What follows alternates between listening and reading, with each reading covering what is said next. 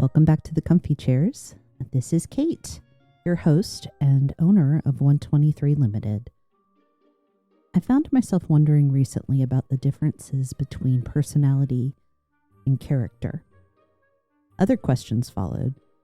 How much control do we have over each? Can I have a good character but a bad personality? What about the other way around? What does this mean for leaders? The clearest explanation I found states that character refers to our values and personality describes how we behave.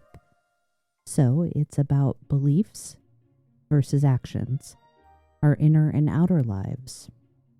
I imagine that while some aspects of each are innate, others are learned or created over time. We can modify them. Additionally, beliefs influence behavior, so they are deeply connected. While this isn't the full answer to my wonderings, it does leave me with that one question. What does this mean for leaders? Because my guest shared the idea you can't outrun bad character with me when we first met, I thought this would be the right question to start our conversation. Welcome to the Comfy Chairs, David. Thank you so much for joining me. I'd like to give you a moment to introduce yourself, please.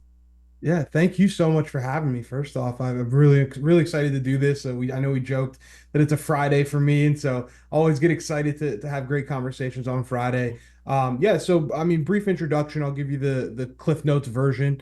Everybody calls me Kitch or Coach Kitch. I think the only person left that calls me David is my mom when I'm in trouble, so I try and avoid that as much as possible. Oh, that'd be like if you called But me Catherine. I Yeah, understand. yeah, exactly. I'm the founder and president of Edge Leadership Academy. Edge is a consulting firm. It's a small consulting firm aimed at arming people with the skills that it takes to be leaders. And so we work with organizations from all the way from small businesses to medium businesses, so all the way up to 800, 900 employees. And specifically, we work with the leaders of those organizations to come in and really understand what does it take to be a leader, and then how do we develop leaders within our team. So how do we attract leaders to our organization? How do we develop them once they're here? How do we retain those people? And then how do we make leadership development part of what we do on a daily basis? So we have our corporate side, which handles those entities. We have our athletic side, which is where I come from. Prior to Edge, I spent 10 years as a college strength and conditioning coach. So we still do a lot of work in the college sector. We still do a lot of work with student athletes, as well as the coaches, where we work with, doing coach to coach mentorships and workshops. And we also do a lot of hands-on work with the student athletes, teaching them to develop leadership skills and then transfer those into the real world. And then one-on-one, I do performance coaching with individuals, whether they be high performing entrepreneurs, sales reps, etc., all the way to professional athletes, and even in some people in the medical field. And basically, my whole goal with that is I'm a psychology nerd. I'm finishing my PhD in psych now, and so that gives me an opportunity to really get in the weeds with people and talk about what it takes to be a high performer in life. I think this is going to be a fabulous conversation. When I first saw your profile, Simplifying Performance, I was like, oh, that is right up my alley. So I'm really excited today to talk to you a little bit more in depth about character. And that first question is, what does character have to do with leadership? It seems pretty obvious, but I think it's a good place for us to start. It is. It's the only place to start. Right? That's the thing, right? And that's what people don't understand. That we try and simplify, we try and bring to the table, is that it is the only place to start. When I was in college athletics, we had a phrase that we used to say to the student athletes all the time. We used to say, you can't out train a bad diet. Mm-hmm. And in leadership, character is the same thing. You can't outrun bad character.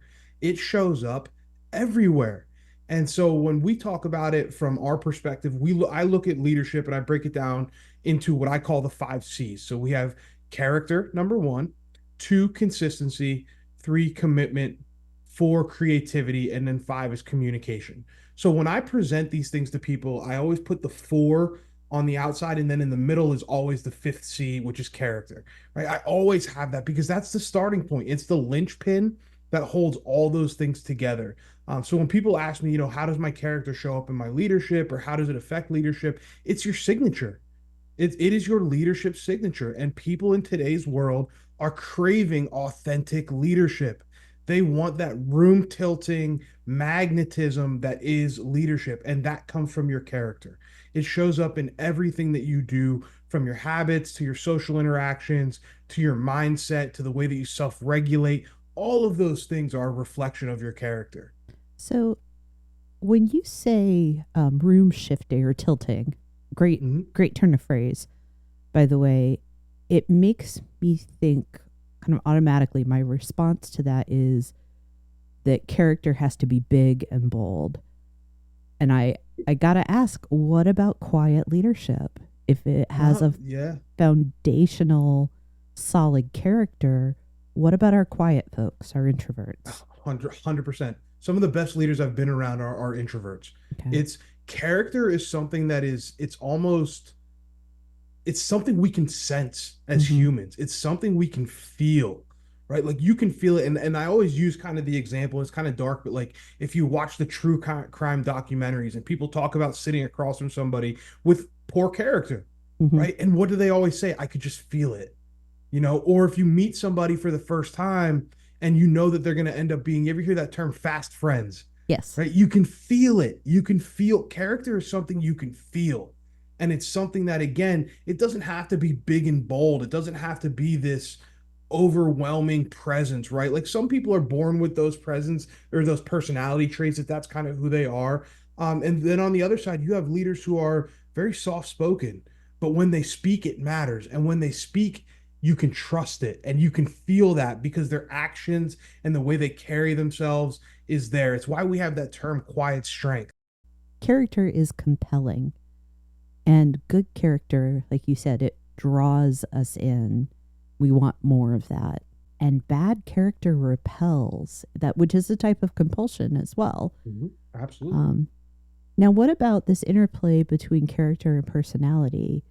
They kind of all get tossed around in our kind of our public language, if Right. you will. And I've been a student of personality for a long time, um, but they're different. Hmm. And there are the very academic ways to think about them, the scientific ways that go into psychology and even now into neuroscience.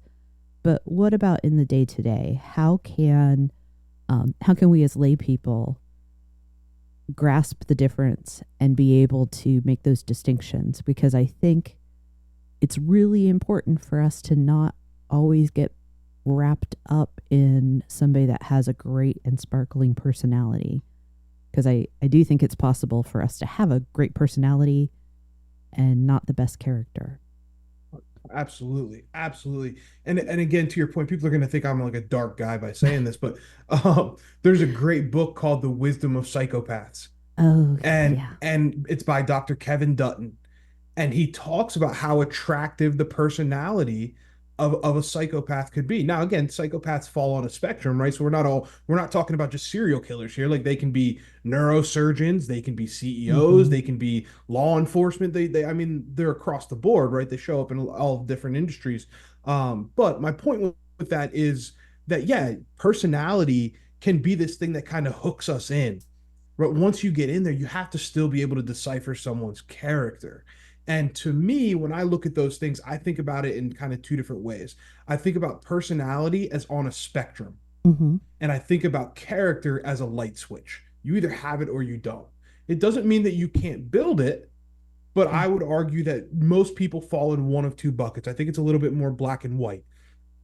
And so when I look at, as somebody again applying this on a day-to-day basis, I personally like to put people through little stress tests to see what their character looks like. All right, tell So me for more about instance, that. so for instance, if I'm going to do a business deal with somebody and I'm just getting to know them, we're kind of in the beginning stages, I might ask them to go to dinner. And during that dinner conversation, there's a lot of boxes that I'm trying to check in my mind to see how their character is. So, first one is I'm going to ask them about their habits. Now, again, people are a little bit sometimes shy about that. They won't tell you. Nobody's going to come out and say, hey, one of my bad habits is that in the middle of the night, I sneak down to the fridge and I crush some Rocky Road ice cream while my significant other is sleeping, right? Like, nobody's going to come out and say that up front.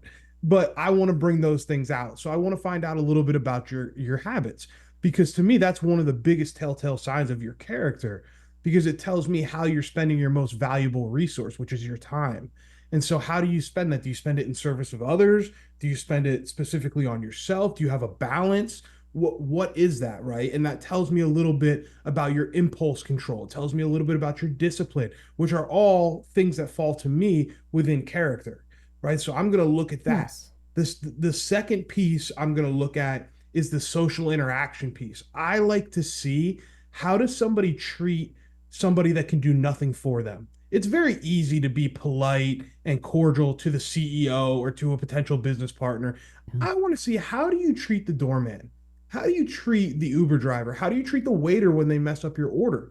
Right? Do you have empathy? And so there is an interplay between personality and character, but I think that ultimately your character comes out, and I want to see, how do you judge people on that, or how do you not judge people, but how do you treat people that can do nothing for you? Mm-hmm. And then on the flip side of that, right, I want to talk about your friends. I want to find out, like, who are the five people that you spend the most time with? What types of jobs do they have? What types of values? Because generally speaking, if I were to ask you about your best friend, within the first two or three sentences, you're going to tell me what values about that person you like and you care about, right? So you might say, "Oh, my best friend is Jen. She's an awesome teacher. She's a great mother," right? So right there, I know, okay, this person values service. They value, being in service of other people. They value being able to be a good mother. They value like family. So I'm getting a feel for your values, because that's why you Mm-hmm. keep that person around. So I'm going to ask those questions. Hey, what is that? Right? And sometimes people are a little quick to throw people under the bus, right? So if somebody around you is not high quality. So what might you say? Oh, well, my best friends are Joe, Jack, Jim, and Jeff. And Joe and Jack are great people. Jim is, this, that, and the other. But Jeff, sometimes we got to warn people about Jeff. And Jeff's a little off. He might say some off color things, or he might do some things like this, right? But he's our Jeff. And they always have an excuse for it. And to me, I'm like, oh, okay, so you're willing to compromise a little bit on what you tolerate around you. Mm. You're willing to keep someone in your circle that maybe you don't agree with. So that tells me that your character is a little negotiable. You have a little wiggle room, right? And I can see you thinking on that. Do you want to interject there? I do. Thank you. Because I feel like Mm-hmm. that feels very binary to me. And Mm-hmm. there, like, what about lived experiences that can influence what we tolerate? What about things other than character or personality? And I know we're getting into these things that are so oddly knit together in Mm-hmm. ourselves, that it can be hard to pull them apart, unweave them, if you will. But what if it's Jeff's hard to explain, maybe because he has mental health problems, or you're dealing with people that all came from like the same socioeconomic group, and Jeff is the outlier. And for whatever reason, right, wrong, or indifferent, these folks feel a need to explain him. Mm-hmm. What are and I know for the sake of argument, we're talking in the simplest terms. And I feel like there has to be this understanding that there can be causes why people may not meet our expectations. Yeah, And I mean, that may definitely. be a character flaw of mine. That may be a character No, strength of mine. no, But and I do. It's like, I don't know that. Yes, I mean, our friends are a reflection of us. There Mhm. is that. And I don't know that friendships necessarily define character that distinctly. I would argue that. I would argue that, and I say that simply coming from kind of the world of, and looking at the world from a high performance standpoint. Okay. Okay. I look at things, so it does kind of become, to your point about being binary, it does become zeros and ones. Yeah. Like it really does. Things do become very black and white, and I've noticed the further I've dug into both the psychology side and also like the actual like sociocultural side and actual like social dynamics of it, I have found that really high performing people are pretty binary in nature. So when Interesting. they're evaluating others, they are looking at people as either pluses or minuses. Hmm. And Now, do I think that that's the end all be all? Absolutely not. I think, to your point, right? I think the best answer in the world is it depends. I Yes. mean, that's my answer to a lot of things in this world, right? I don't Everything. think It's there my are many. favorite answer. Yeah, Yes. there's very few things in this world that are black and white. Hmm. And I think so you have to be able to take all of that with a grain of salt. So even this evaluation in this hypothetical situation that I'm talking about, you have to remember also, as somebody listening to this, that information is still going to be filtered through your perception of it. Yeah. And so you still, to somebody else, they may look at that and say, hey, this is exactly the kind of person I want to be around. They show these tendencies. So, for example, I'm a highly competitive person, highly, highly competitive. Like, I am the king of ruining family game nights because I do not lose well. And so for me, when I see that in somebody else, that's attractive to me. Like, I'm Okay. like, oh, I want to be around that person. Versus for somebody else, they might see that competitive streak in me or in other people, and that may be a turnoff. Hmm. And they may be like, hey, that's not somebody that I want to surround myself. So I do think that you have to understand that it is somewhat subjective. I don't think there's an objective way to measure character. I think, Okay. obviously there's moral standards and social norms, right? Yeah. But I think within that, you have to figure out from your perspective what makes sense, right? And I think, again, you have to look at the different areas of your life as well. Like, some of the friends that I may have outside of business, I may value different things about them than the friends that I have inside business. But if I told you my whole friend group, my five, there would be a pretty accurate representation of that entire spectrum Okay. of my value system, Yeah. right? Does that kind of Oh, bring it that makes full total circle a little sense. bit? It makes Yeah, total sense. And I some of this is just for the sake of argument. for The sure, what about this? absolutely, I absolutely. you know, we've been around this question, but I want to ask it very explicitly. Hmm. If character is values or beliefs, something I said in my introduction is that belief influences behavior. So, kind of, what are your thoughts? How does that characterological element come into the way we show up in the world? Yeah, it's interesting that you say that, right, about behavior and beliefs, because what the research has actually shown is that it's a bidirectional relationship, meaning that behaviors influence beliefs just as much as beliefs influence behaviors. That Interesting. being I can see said, that. I think it's important to kind of play the film out to the end, so to say, and play the tape out, and understand as well that the most foundational aspect of habit formation is your identity and your inner beliefs. And they've proven that through multiple research studies. So if you have somebody, for instance, they said they brought a group of people that were considered overweight, and Hmm. they showed them a picture of a flower and a picture of garbage, and it was a binary option, one or two, and it said, which most reflects you.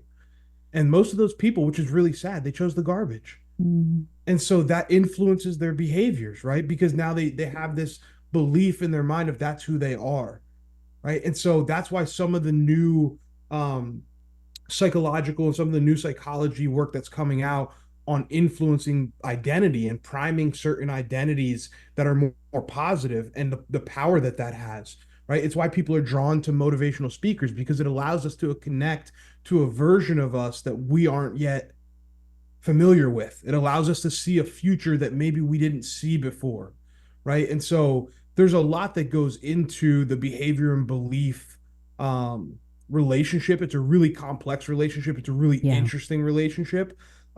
It's something that I'm working deeply on as I start to go down the rabbit hole of my PhD dissertation and understanding habit formation. Um, but it's, to me, the two key elements, right? It's one, understanding the bidirectional nature, and then two, understanding that when you're looking at habit formation, most people assume if I have a goal I can build a habit, when that's actually not true. The limiting factor could potentially be the identity and the inner beliefs that you have. So even Hmm. if you look at people who do, again, we're using the physical thing just because it's the easiest and most kind of salient, example of it, right? But if you look at somebody who loses a bunch of weight and all of a sudden they're really physically fit, and you ask them, what was the biggest change you had? Well, when they first started losing weight, their goal was maybe to lose 40 pounds, right? That was the goal. But then you ask them about it, what's been the biggest thing that's come out of this? And they're going to tell you the identity and the narrative, the internal narratives that they have, the identity shift. Yeah. And then that's the key, right? Is that ultimately we might set out for something with a goal as the reason, but the purpose of it actually becomes the identity shift and the beliefs and the identity formation that we have right throughout the way. And so that's the real power of it, of especially of habit formation, is that you can shift those internal narratives. You can literally, in a simplistic way, you can go out and win so often that you start to believe that you're a winner Yeah. because you do winning things, right? And that's what's really cool about it. It tells us that winning is a habit, Yeah. in any realm. I'm reminded of John Acuff's book Soundtracks right now, because he actually talks about one of his soundtracks. I'm always winning. That's a thought that he's planted in his own head to shift how he perceives his experiences, Mm-hmm. and it's brilliant. It works because I know from my own experience, and I know from talking with other people, it's not unique to me, that what I think about people impacts the way I treat them, and that includes Absolutely. myself. Absolutely. And frankly, I'm not shy about this. I've had years of therapy to address that inner critic, that cruel voice, and anytime I'm able to take some of its power away, I treat myself better. I just Absolutely. do, because I'm not calling myself horrible names. I'm not thinking of myself as garbage.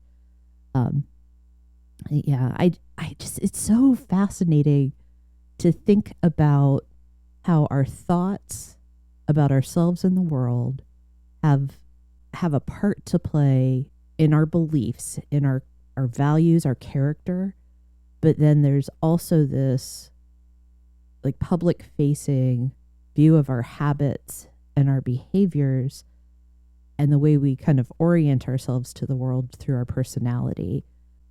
Obviously It's not a question. I no, no, think no, this is no. such a fascinating topic. Same. Obviously, Yes. I love it. I mean, I could go down the rabbit hole in this all day. And to your point earlier, when you were talking about how you start to perceive someone, and then that changes how you show up for them and the opportunities that you give. So there's actually a psychology principle called the Pygmalion effect, Mm-hmm. which is how you perceive somebody, you're going to give them more opportunities to confirm that perception. So, for instance, if I think Uncle Joe is a jerk, well, when Uncle Joe comes over for Thanksgiving dinner, I'm going to give him opportunities to act like a jerk Oh, yeah. And interpret subconsciously, right? everything as And him being a interpret jerk. everything. Correct. So what happens is it compounds because you have the Pygmalion effect, which means I'm giving this person opportunities to confirm what I already think about them. And then it triggers a confirmation bias. So now Mm-hmm. I'm going to look for things that even weren't necessarily a confirmation of what I perceive, but because I'm looking for it, they now become a confirmation of what I perceive.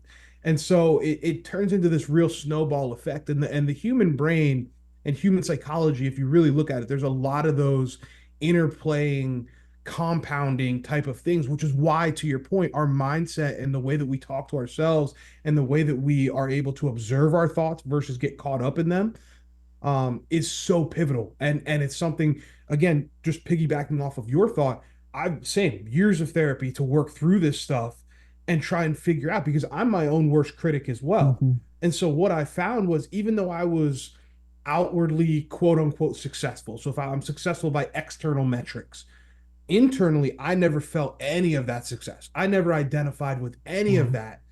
And so that, I realized, also showed up in the way that I showed up in my personal relationships. It also showed up in the way that I showed up in my professional relationships. I became unintentionally, I became transactional in certain areas of my life because I was trying to fill an internal wound with external, rewards. Yeah. And it doesn't work that way. And what I was doing was triggering some of those compounding biases that I had towards myself, right, in order to uphold this outward facade that I had, which, again, to your point, right, we have this outward version of us, but then we have the one that's in our head at night when the lights are out and there's nobody else around. And to me, I think the real power in self-growth and self-development is understanding to orient that voice that happens at night when your head's on the pillow in a way that is in service of you rather than opposing you and rather than holding you back. And that takes the ability, before you can put the car in drive, you got to get it out of reverse. So you have to be able to get to neutral first. And that's where I think tools like meditation, and even some of the cognitive behavioral therapy and some of those tools, journaling, anything that allows you to kind of get your thoughts out for a second and observe them, I think is a really key aspect of being able to reverse some of those, negative compounding effects that do happen, and we don't recognize them when they're happening. We just get caught up in it, and then next thing you know, you're there, and you're like, how did I get here, right? Yeah. I am brutally familiar with all of that because it's so easy to get into this loop of self-criticism or to the point of what we've been talking about, criticizing other people Mhm. and turning it into this unpleasantness. You talked about confirmation bias. What do you think about the interplay between character and bias? Yeah, I think to me, and again, this is completely subjective. This is completely my opinion based. But I for me personally, I think your ability to reserve judgment is a signal of your character as well. Mm-hmm. I think your ability to recognize, people for people, right? And appreciate that people are in their process, right? Whether it's something from your childhood or a current relationship and you're in. I'm not saying make excuses for people, right? But Yeah. be able to remove some of the judgment of it and really appreciate and recognize, hey, this person is doing the best they can with the tools, the experiences, and the knowledge that they have. They're trying to figure it out just as much as I am. And so, therefore, I'm not going to judge where they're at in their process, right? And what I found when I worked through that was my ability to kind of slow down some of those biases and kind of like minimize some of that. It doesn't mean it doesn't happen, right? No. I'm still very, again, to the point about me being competitive, I still get very biased with people. Like I don't like, and there I just said it. That's a very judgmental phrase, right? Like Yes. I I don't don't like, and I like. caught Yeah. myself as soon as I said it, right? But I find myself having a reaction to people who look at things and say, moral victories, or it's Mm. okay to come up short. Like to me, it's not. Like I'm a very binary person when it comes to that. I want to win. I Yeah. don't I don't believe in like we're neutral. And Yeah. so No I ties. really have No to ties. I have to no ties. Yeah, I have to temper that because I get into that confirmation bias, and then that dictates how I treat a person or how I let a person in and towards me, right? Like I'm Yeah. like, oh, I don't want that person around me because they might force me to look at the way my they might force me to revalue my relationship with competition. And that would shake one of my core Heaven stories that I forbid. have. So I Yeah. can't do that, right? But that's what we do as humans. We try and protect our values. It's why, for those of you guys out there that are listening that are maybe doing really well or have come from a tough background and are trying to go into a new direction in your life, and you feel like people are judging you or people are unhappy about it, and you feel like maybe people from your hometown don't understand it. That's why, because you're challenging their beliefs, because they had this belief that we're from this certain shared experience, this certain shared background, shared childhood, shared geographical location, whatever it is. And now, because you're out of it and you've moved on, I don't want to use the word above, but you've moved out of that environment. Now they don't have a reason to say, "Oh, I can't get out." Yeah. And so it really has nothing to do with you being successful or you working on your traumas or you becoming more emotionally intelligent or financially stable. It has nothing to do with you. It has to do with their emotional, and I don't want to use the word immaturity, but just they haven't grown to that point yet. Well, it may not even be about growth. It can be about opportunity as well. And we do tend to filter everything through our understanding of ourselves. Absolutely. So even though in this example, it's all about the person who's doing something different, who maybe has moved and is doing something that was unexpected. It has nothing to do with me, but I compare it to myself. Correct. And self-reference. yeah, and which is natural. Like people are not bad because they do that. We're wired to do it. It's interesting as we keep talking, like you talked about reserving judgment when we first discussed bias. And the best quote about bias I've ever heard is if you have a brain, you have bias. Yeah, it's absolutely. the human condition. Absolutely. It's not whether or not you have it, it's what you do with that, which it's a kind of an amygdala response in some ways. The snap judgment, the processing of information instantaneously to keep ourselves safe. I think what character is the ability to manage your responses to the world. Yes. So that you show up in a way that frankly does no harm to yourself or others. And we can talk about it as beliefs, but it's, do I have the ability to self-regulate? It becomes principles over preferences. Yes. That's the big, love that. When you can start to make decisions based on your principles rather than your momentary preferences. And when you look at people who struggle to deal with success, struggle to deal with failure, struggle to deal with adversity, most of the time those struggles come from the fact that they can't differentiate and then make the appropriate decision between principles and preferences. Right. And those preferences manifest in their reactions to things rather than responding to things. And that's such a key difference. So one of the things that we teach a lot, and I work a lot with people on, is understanding that champions and great and successful people, they master the moments. That's what I say. So you have to win. Like there's a lot of sports cliches where people say win the day. And I say that's such garbage. It's not about winning days. It's about winning moments. Right? It's about that moment where you have that urge to do something and that's coming from your lower self. Can you choose to, in that moment, say, okay, I'm going to give up what I want now for what I want most, which is the growth and the forward trajectory that I'm on. Are you familiar with the Stanford marshmallow experiment? Yes, Study? exactly. Yes, 100%. The delayed gratification. Absolutely. It's something that every successful person has.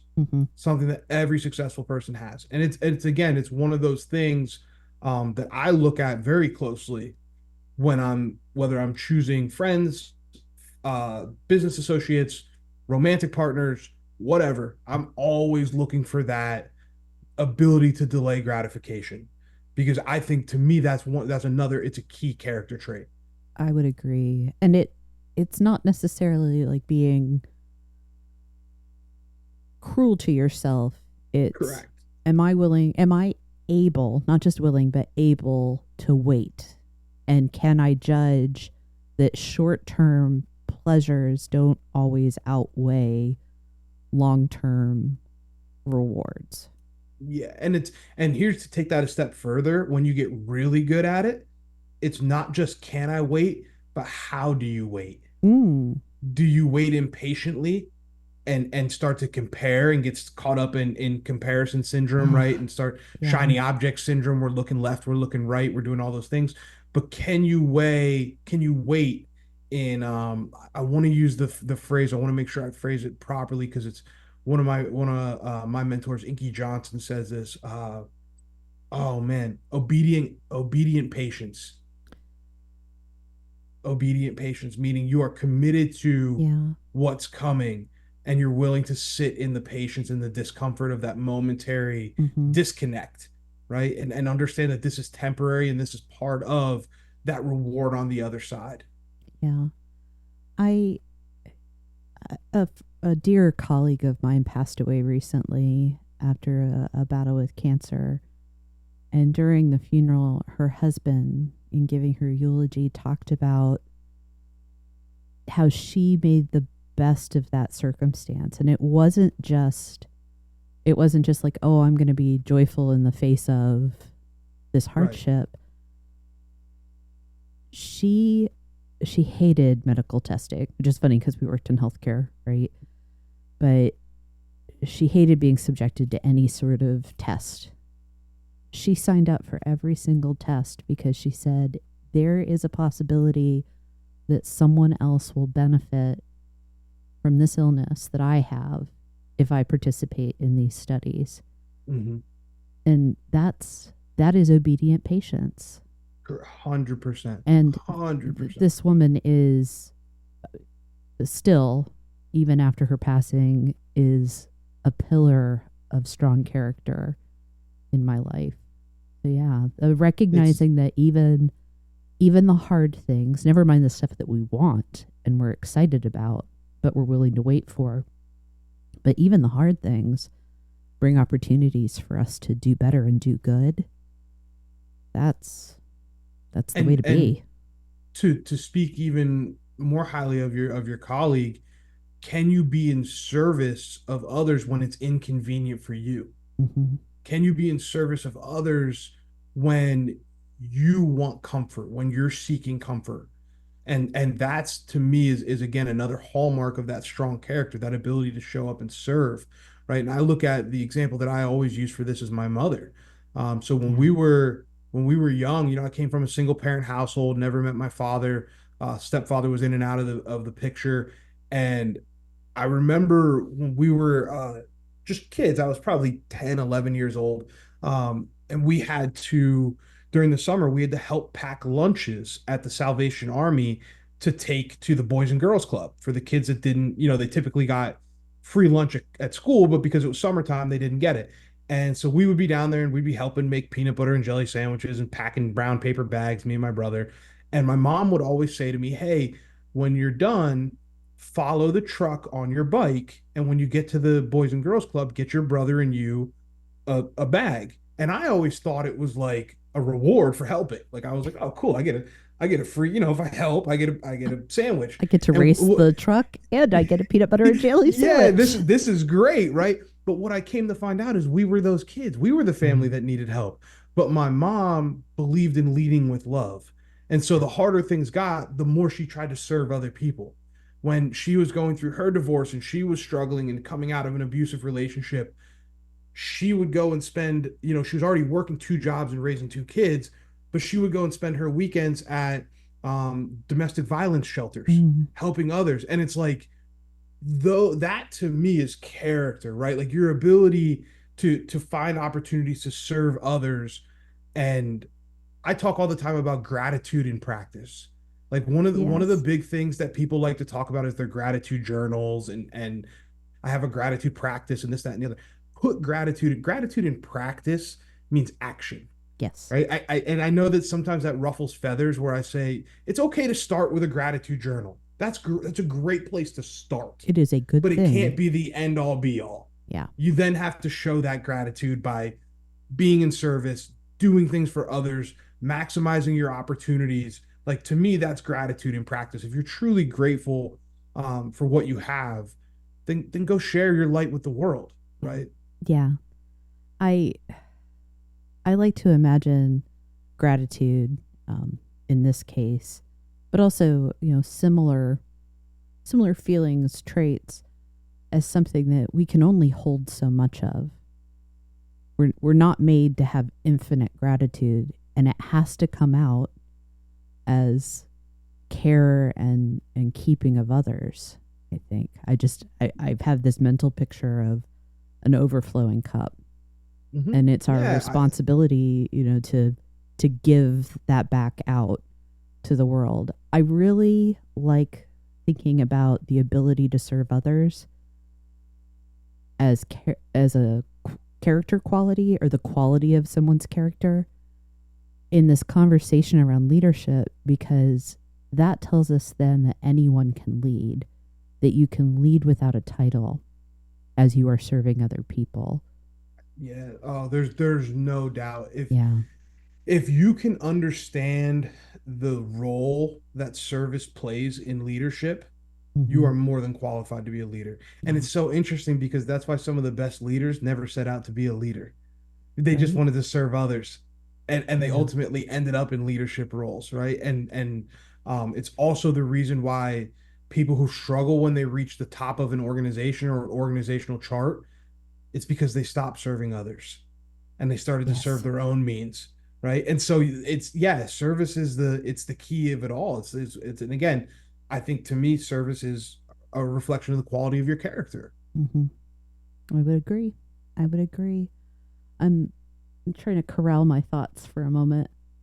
Um, one of the questions I prepared that I think fits in logically here is this idea of when I encounter someone where their personality and their character, or essentially what they say and what they do, Mm-hmm. when those are not aligned in the workplace, if I'm leading somebody who their walk and their talk, if you'll pardon the cliche, are highly misaligned and it's having an impact on their work, on their performance, the question is not, do I do this or not? You're leading that person. Right? Correct. And I think the thing that's so important that a lot of leaders end up doing is going to character, because it is kind of a bigger important thing. But again, they're making assumptions, there are biases there, where in a leadership role, your responsibility is to stay focused on the behaviors, the demonstrable things, and the business impact. I hear you, and I'm gonna play a little bit of devil's Love advocate it. Bring here. it. Bring it.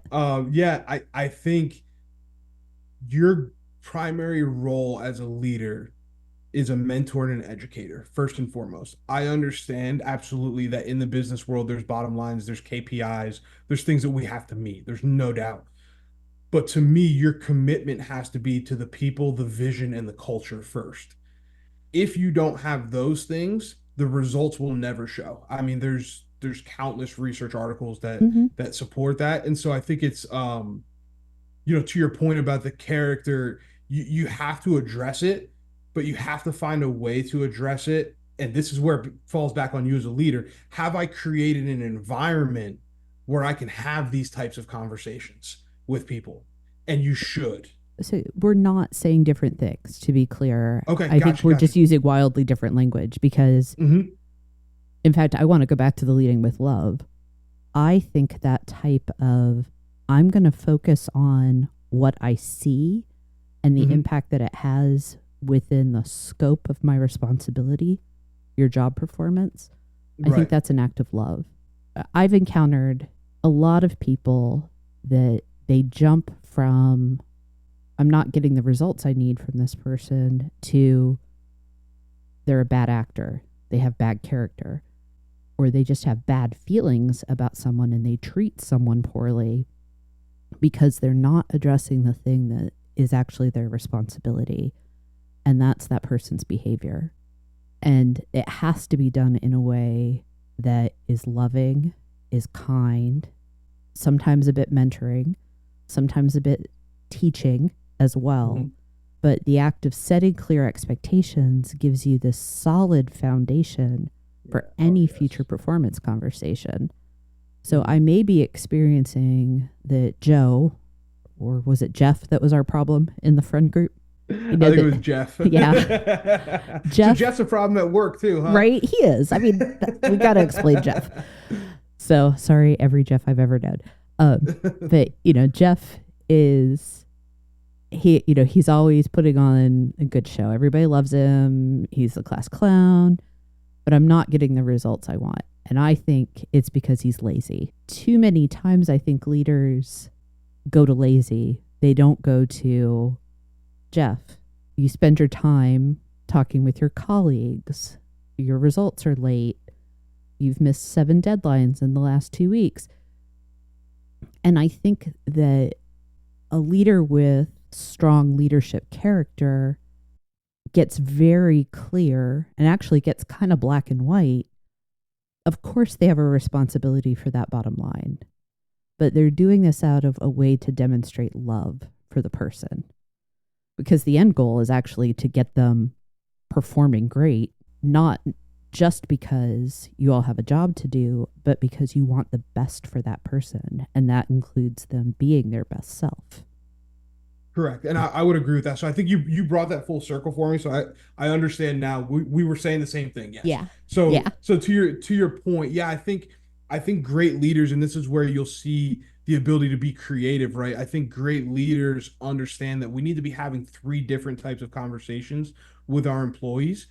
We need to be having evaluative meetings, which are those KPI meetings. Mm-hmm. We also need to be having coaching meetings, which is where we address, hey, your performance is lacking in these areas. These are the things we need to do better. And then we have a mentoring meeting as well that should be addressing and putting to rest, some of the idea of Jeff is lazy. So in those Mm-hmm. mentoring meetings, we're showing Jeff the way. We're giving Jeff Yeah. our productivity skills. We're giving Jeff our productivity tools, right? In the coaching meeting, we're talking to Jeff about specifically how do we improve your performance, right? And then in the evaluative meeting, we're saying, hey, here's the data. Mm-hmm. Now let's drive off of this, right? So I think you have to be having a mix of all three, and not all three have to be structured on the Yeah. calendar one-to-one time, right? But they should be occurring and they should Yeah. be happening regularly. And to your point about the expectations, yes, absolutely. I mean, you look at any high performing organization,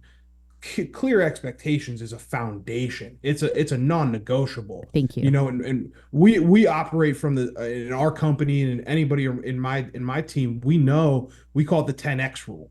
So if something is important to you, it needs to be repeated 10 times in 10 different ways, because 10 different people might have to hear it 10 different ways for it Yeah. to be clear to them. And so we go by the 10x rule, but we don't leave staff meetings without a 10, we call it the 10x debrief. Does anybody have any questions on things that we repeated multiple times? Love it. Is Absolutely everybody love clear? it. And then the last question from you as a leader should be, what resources do we need from me to get this done on time? Is Mm-hmm. there anything that you need from me? Right. And then that's their opportunity to come out and say those things. So again, I think a lot of that work in the situation, the hypothetical that we're playing with, a lot of that work should have been done on the front end that allows for these conversations to occur when we see that performance dip. Yeah. And the other thing is, as a leader, are you confident enough in your skill set to step in early? And I'm not saying being a micromanager, but not allow it to get to a point where now you have a judgment formed about Jeff, because it takes time to assign somebody the label of lazy, right? Which means you've probably seen these dipping numbers Yeah. for a while. So why have they not been addressed yet, right? And Oh, that yeah. comes back to you as a leader. So I think there's a lot of layers going on that to navigate that specific situation. Mm-hmm. I like the 3 conversations model that you talked about.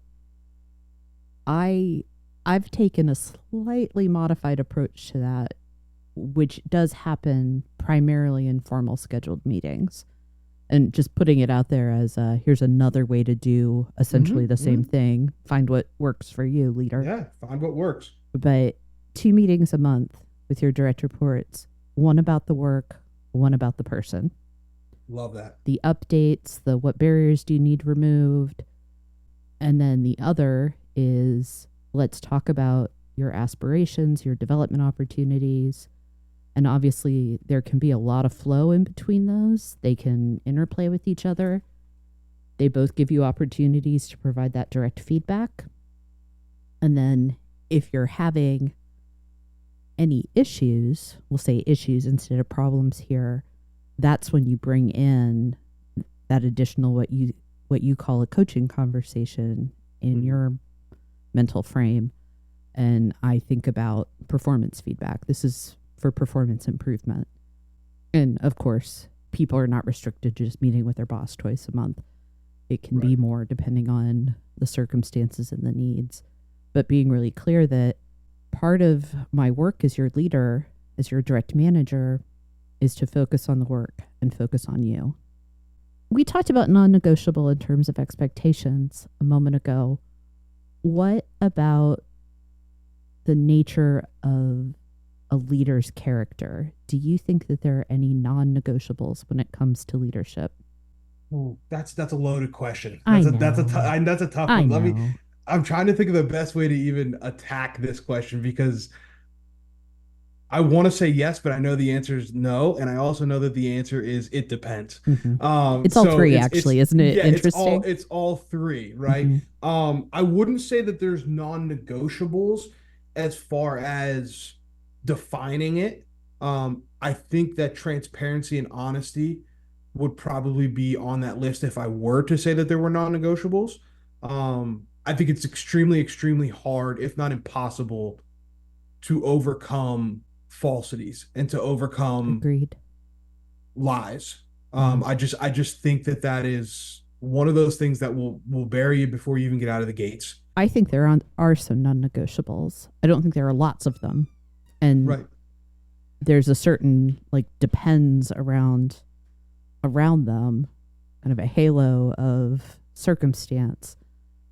But I do think honesty is one.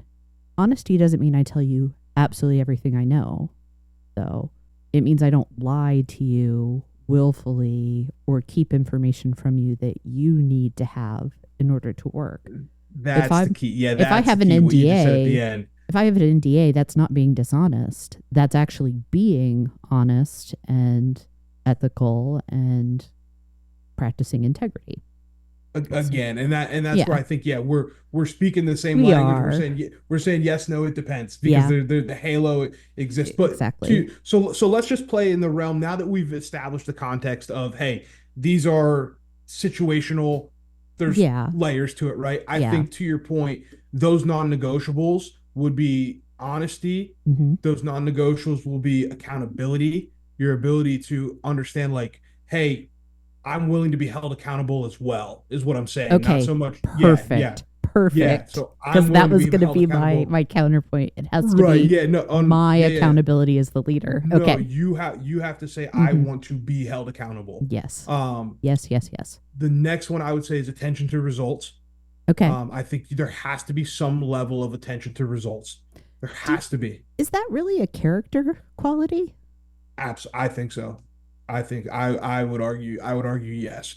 Give me your Because and argument then. I want to so my understand that a my little thought more. process, yeah, no, my thought process behind attention to results will be, those things are going to drive habit formation, and those things are going to drive where you're orienting yourself towards. So for instance, my personal vision statement as a man is to leave a legacy for my family to be proud of, right? Yeah. So within that, I have KPIs. I have actual performance things that I look at Okay. that drives my habit formation, right? So I have to have attention to those results in order to drive habits in that direction. So it doesn't necessarily have to be attention to results for the business, but it has to be attention to results for your vision, whatever that vision is. Right. So I guess that's kind of a muddy way of saying it. I hope you're following what I'm picking up I what I'm th- putting down I there. think I am. I got distracted for a second. We've used the term KPIs a couple of times, and I don't want to Hmm. assume everybody knows what that is. Oh, so It's key key performance performance indicators. indicators. Yeah. Yep. It's here's how Yeah. I know the work is getting done. I I think this is another case where you and I are talking about the same thing but different. I would not call it attention to results. I would think of it as um and I'm going to be just as muddy now. It's doing what I say I'll do, that I complete the work that I commit to. And that can be as an individual, or it can be if I commit my team to this work, we will complete it. Yeah, yes, Yeah. absolutely, and 100%. Yep, speaking the same thing. To me, I use the term KPI, and I can tell you kind of why. One of my catchphrases, so to say, as a keynote speaker and as a workshop facilitator, is, if you can't measure it, you can't manage it.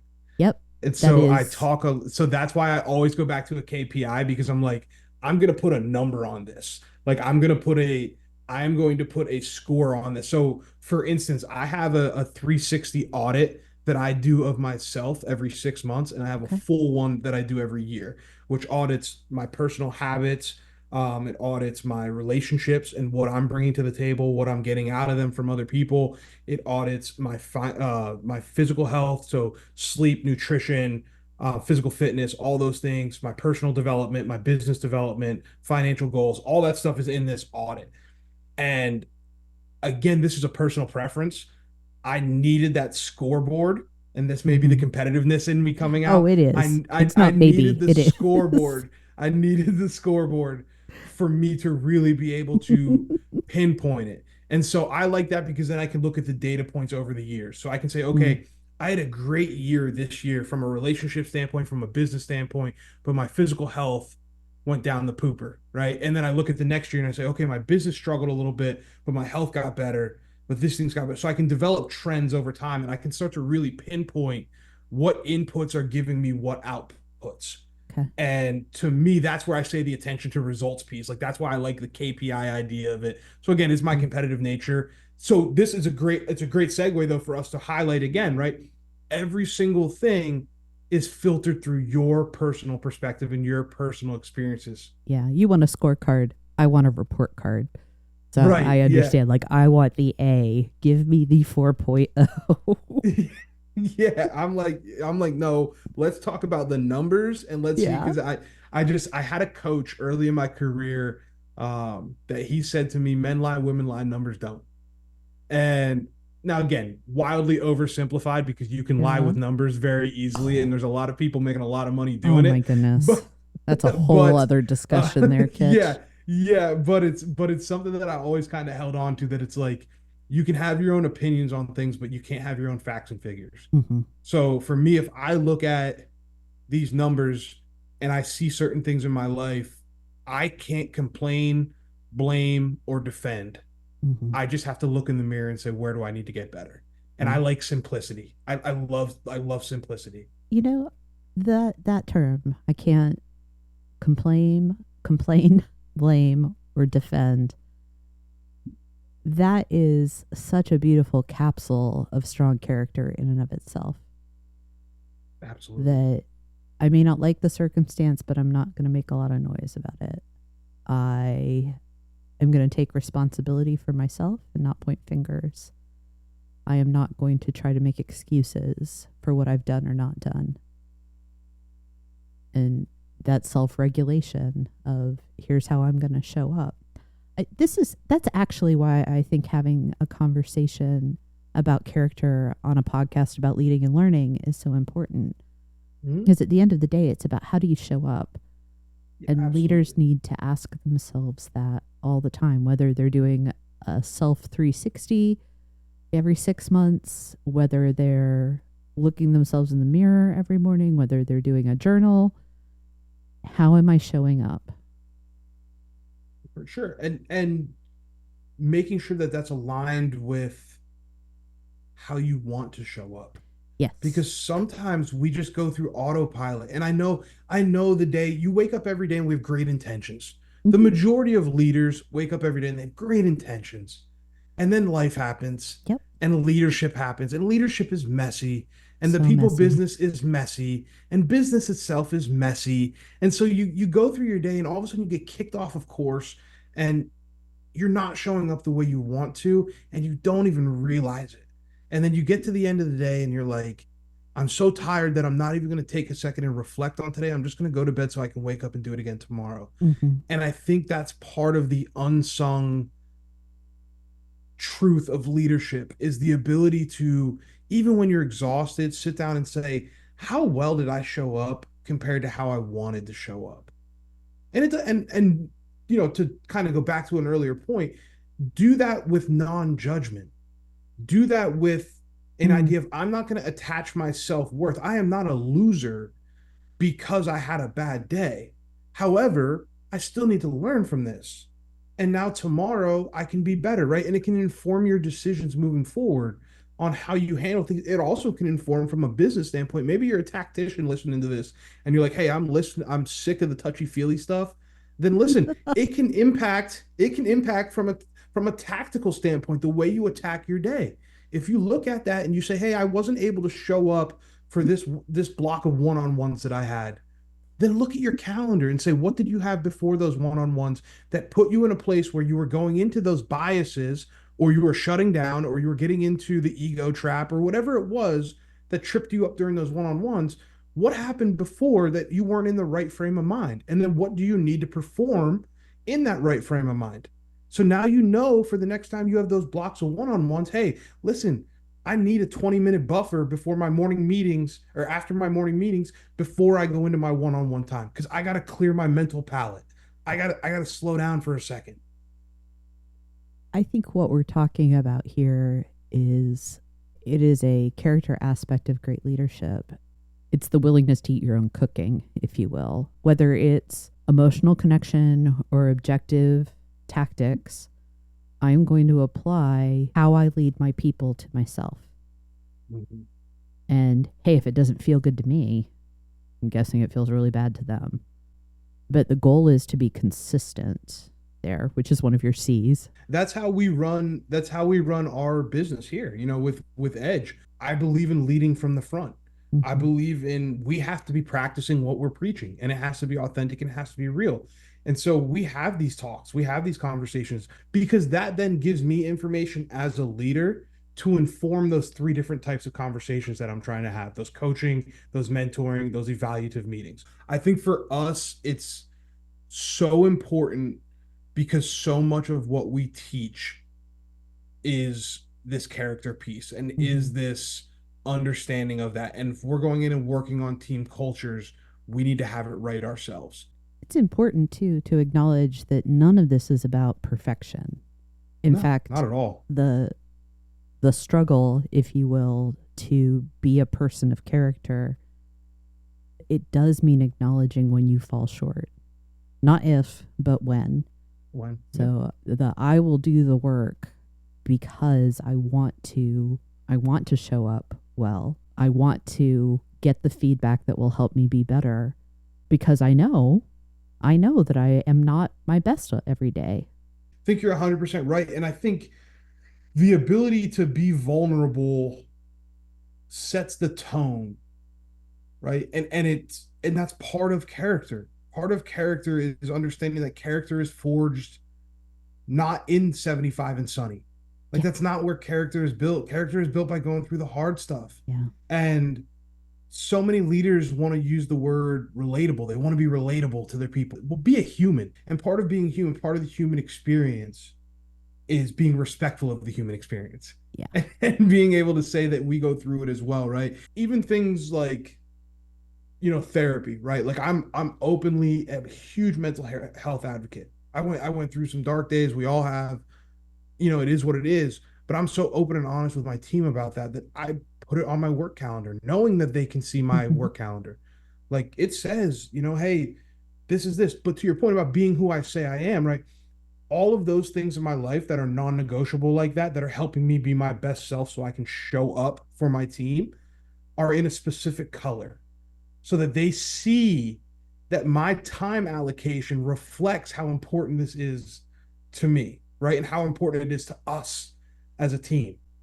We've talked about how messy so much of this work is. I just used the word struggle a few moments ago. And what this conversation about vulnerability and authenticity has led me to think is that the easy part is to be yourself. It's all you have, right? You are the instrument of the work.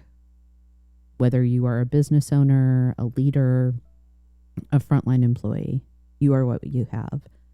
And if you can go through the work of accepting that, if you can build the identity around your true self, it's a solid platform to then do that harder work of self-control, self-regulation, serving others. It frees you up. Yeah. It removes the fear. Yeah. It removes the fear. That's the biggest thing that it did for me.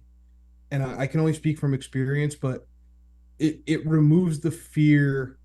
I don't have to remember what mask to wear. Yeah. And when you don't have to remember what mask to wear, I'm now free to try things. And I'm now free to admit that I came up short. And I'm now free to seek help and ask questions.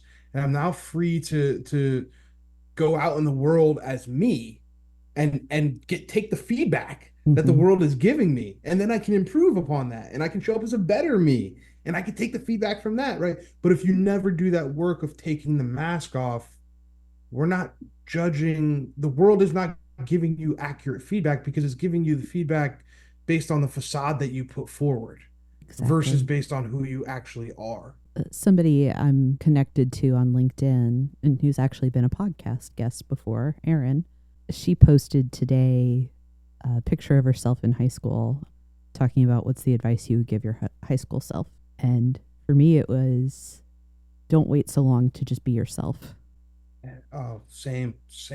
I don't know that I can say for myself that it's taken away the fear. What it has done is giving me more freedom because I'm not bound to the mask. I'm not spending all of this time and energy trying to figure out what version should I be.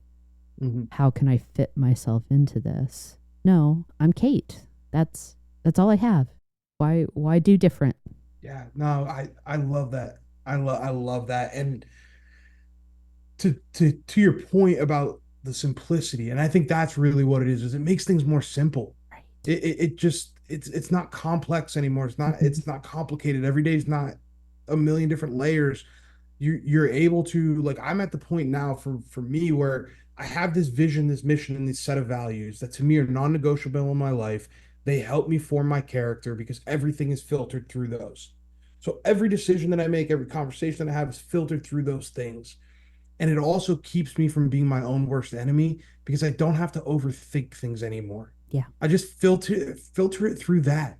And as Mhm. long as it aligns with my vision, my mission, and my values, it's going to help Mhm. support the forging of my character. And it's going to allow me to show up the way I want to show up. One of the things that I think we've talked around a lot, but just to get a little more definitive about, is how to go about building character. Another way to ask this is how can habit be leveraged for character's sake? I would say start with is self acceptance. Yes. Now, there's a lot that goes into that. But if you start with that first piece of work of becoming very aware of how you are, who you are, the way you show up on a daily basis, the impact you have on others, and, kind of audit yourself, like you talked about, Mm-hmm. and accept it, and then determine from that point, what might I want to change? And that gets then into the habits and the things that we talked about, like being honest. I would add empathetic, accountable. I think you're 100% spot on. I think it starts with accepting and knowing where you're at and then knowing where you want to go. And so being able to be honest with yourself about what that identity is that you currently have, what the values and beliefs that you currently hold are, Hmm. and then how do you want to show up? Who do you want to become? And then from there it's setting up an environment that makes it hard to fail. And a lot of people think it's this like really hard thing that you have to do, like you have to jump with no parachute. I, that's the exact opposite. You should put all the guardrails in place that you need, right, to help you build character and make the right choice the easy choice. So how do you start to do that? Well, you start to use some of these tools that people use from an identity standpoint to start opening some of those pathways neurologically to, hey, this is who I'm becoming, right? Which are things like linking, right? So can I link a desired habit to an existing habit that I already have? Mm-hmm. The other thing is priming. Take advantage of identity priming. So surround yourself with little reminders of who you want to be. Reminders, I mean, they sound silly, but it's a way to hack your brain. So you have to use some of these tools. Use your brain to your advantage instead of having it work against you. Use these things to put you in the right frame of mind. Use these things to put you in the right direction, and remove the friction, right? So if you want to read more, put a book somewhere that you know you're going to see it, right? So, and I'm talking about all these things that are, foundational things to be able to start to build the habits. But from there, you have to be willing to go through the hard things. Yeah. This beginning stage, because all this linking and the identity stuff, it's all great, but at some point you have to reinforce the identity with action. If you don't ever reinforce it with action, it doesn't ever become real. Be honest with yourself about that and say, I have to take action, Mm-hmm. right? No, action doesn't have to be this huge thing. It can be a small action, right? And I talk about taking messy action. Like Yes. when you're quote unquote motivated, when you're feeling it, you're like, okay, I want to do this thing. And then what does everybody do? I'll start Monday. No, do something right now. Do something right now. Whatever that little thing is, I don't care what it is, just do something.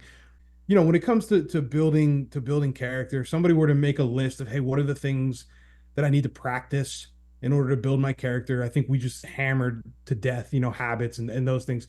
But it's also, to me, it's honesty, it's responsibility, it's persistence, right? You have to your point about delayed gratification, right? It's also delayed gratification while working. It's also being able to move dirt on a daily basis. I think that's really important, right? And then optimism, and I don't mean like sunshine and butterflies, No. but can you create an environment of, I say, no L's, only lessons, right? So no losses, only lessons. Can you create, that's optimism to me. Like, can I look at things as an opportunity? I think it's important to talk about optimism very clearly because it can be that cockeyed optimist where everything Yeah, is and that doesn't sunshine and help gummy anybody. bears. And optimism in this context is I have confidence that I can impact my surroundings, my present and my Correct. future. And Yes, I am yes. optimistic about my ability, my team's ability to get things done. Then I have two more I would probably put on that list. I would say confidence. Hmm. When I say confidence, there's two key points to highlight here. One, people say all the time, I'm not a confident person. How do I build confidence? Confidence comes from having an undeniable stack of evidence behind you that you are who you say you are. So if you want to become more confident, keep promises to yourself. So that goes back to all the things that we talked about habits, things like that, right? So I would say I would put confidence in there. The second piece about confidence that I would add, these little asterisks, would be, to me, confidence to be yourself leads to the vulnerability, which leads to trust. So not only do you trust yourself, but other people trust you, right? So I think that's really what I'm talking about with confidence. So I don't want people to get misconstrued because, again, like optimism, it gets this like lollipop definition, Well, right? there's a difference between confidence and arrogance. A Correct. lot of times they get conflated with each other. The footnote I would add to confidence, to your point about having the data, having the mountain of data, listen to the people that love you.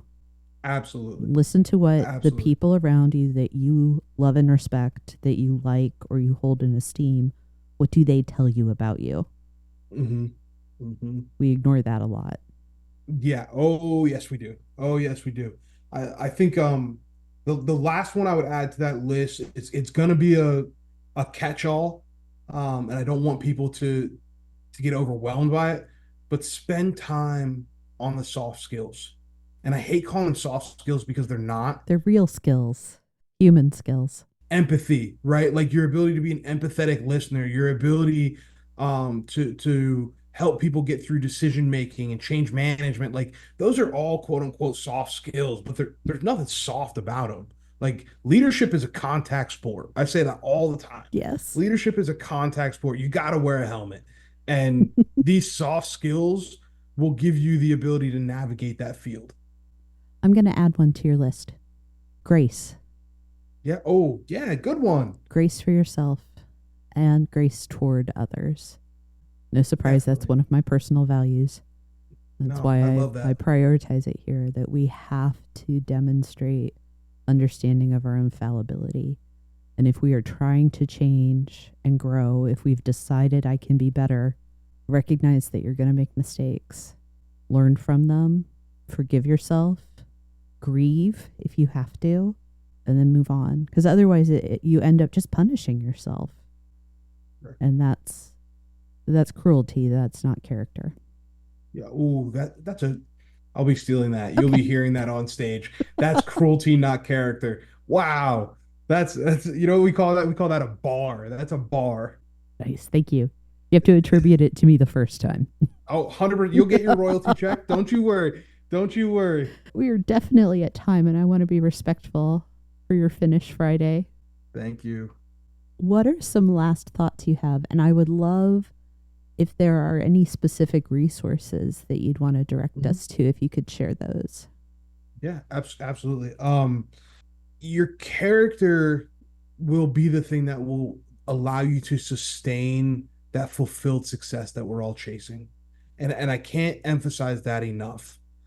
So to the leaders out there, please, please, please, it's not gummy bears and jokes and teddy bears and stuff. This stuff is hard and it requires all of you, but it is so worth it. And the people around you will thank you, and our world needs it. So Mm-hmm. those would be my final thoughts. If you're not sure where to start, some of my favorite books when it comes to the character piece, the whole Ryan Holiday series. So The Obstacle is the Way, Stillness is the Key, Courage is Calling, and Discipline is Destiny. All four of those books, Emotional Intelligence 2.0. I recommend that book all the time because it's a low-hanging fruit for people to improve on a really important skill. So those would be my final thoughts, and I always leave people with the reminder that leaders are built, not born. You don't have to be born into this. You can build yourself into it. Just do the work. It's hard work. It's entirely worth it. And just because it's hard doesn't mean it can't be fun. Correct. Oh, it's Yeah. great. Every day's fun. Right. Yeah. This has been remarkably fun. Thank you so much for your time. Really Thank you. appreciate Thank it. you. Yeah, no, I had a blast. I love having these conversations, and thank you for building this platform. Thank you for doing this and putting this out into the world because it's something that we need. So I'm sure there's a lot of leaders out there that are grateful.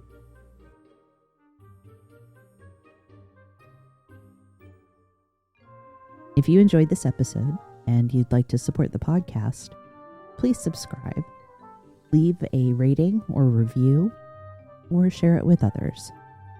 You'll find Comfy Chairs updates and other thoughts on leadership and learning on Instagram at 123 Limited.